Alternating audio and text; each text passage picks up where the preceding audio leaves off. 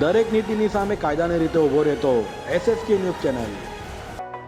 Surat ward number 9ના corporator Krunal Selar દ્વારા જનસંપર્ક કાર્યાલયથી જનસેવા યજ્ઞની શરૂઆત કરાઈ છે। સુરત શહેરના વોર્ડ નંબર 9ના કોર્પોરેટર કૃણાલ સેલરના જનસંપર્ક કાર્યાલયથી જનસેવા યજ્ઞની આજથી શરૂઆત કરવામાં આવી છે, જેનો વોર્ડ નંબર 9ના રહીશો અને આજુબાજુના વિસ્તારોના લોકોએ લાભ લીધો હતો। આજથી શરૂ થયેલ શિબિરમાં દીકરીઓ માટે, વડીલ માટે, યુવાઓ માટે, બહેનો માટે અને દિવ્યાંગો માટેની કેન્દ્ર સરકાર અને રાજ્ય સરકારની વિવિધ યોજનાઓનો લાભ કઈ રીતે મેળવવો તે અંગેનું માર્ગદર્શન આપવામાં આવ્યું હતું અને રેશન કાર્ડ, આધાર કાર્ડ તથા ચૂંટણી કાર્ડના સુધારા અને આયુષ્યમાન કાર્ડ તથા ઈ શ્રમ કાર્ડ બનાવવાને લગતી કામગીરીની શિબિરનો શુભારંભ કરવામાં આવ્યો હતો। કૃણાલ સેલર, સુરત મહાનગરપાલિકા કોર્પોરેટર, પાણી સમિતિ ઉપાધ્યક્ષ। શું યોજના ચાલુ કરી દીકરી માટે?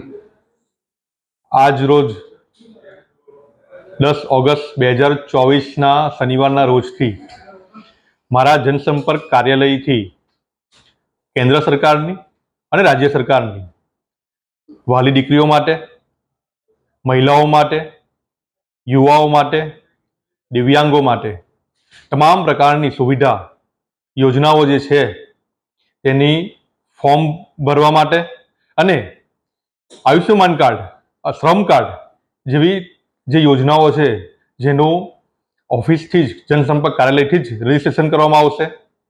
આ યોજના, આ કાર્યક્રમ રાખવાનો હેતુ એ છે જેથી વિસ્તારના તમામ લોકો યોજનાનો લાભ લઈ શકે, દૂર ન જવાનું અને વડીલો, વૃદ્ધો, મહિલાઓએ સરકારી દફતરોના, ઓફિસના આટા ન મરવા પડે અને સુગમતાથી, સરળતાથી ફોર્મ ભરાય તે હેતુથી જનસંપર્ક કાર્યાલયથી આ યોજનાઓનો લાભ મળે તે રીતના કાર્યક્રમનું આયોજન કરવામાં આવ્યું છે।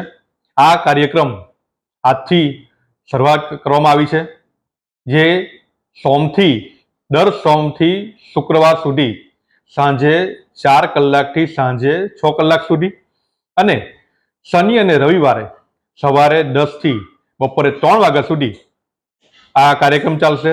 હું આપના માધ્યમથી તમામ રહેવાસીઓને, એરિયાના વિસ્તારના રહેતા લોકોને વિનંતી કરું છું કે આ યોજનાઓનો અહીં આવીને લાભ લે, જેથી કરીને કેન્દ્ર સરકાર, રાજ્ય સરકારની જે યોજનાઓ છે તે તમારા સુધી અને તમારા થકી તમારા આજુબાજુના વિસ્તારોમાં રહેતા લોકોને એનો લાભ મળી શકે। દરેક નીતિની સામે કાયદાની રીતે ઊભો રહેતો SSK ન્યૂઝ ચેનલ।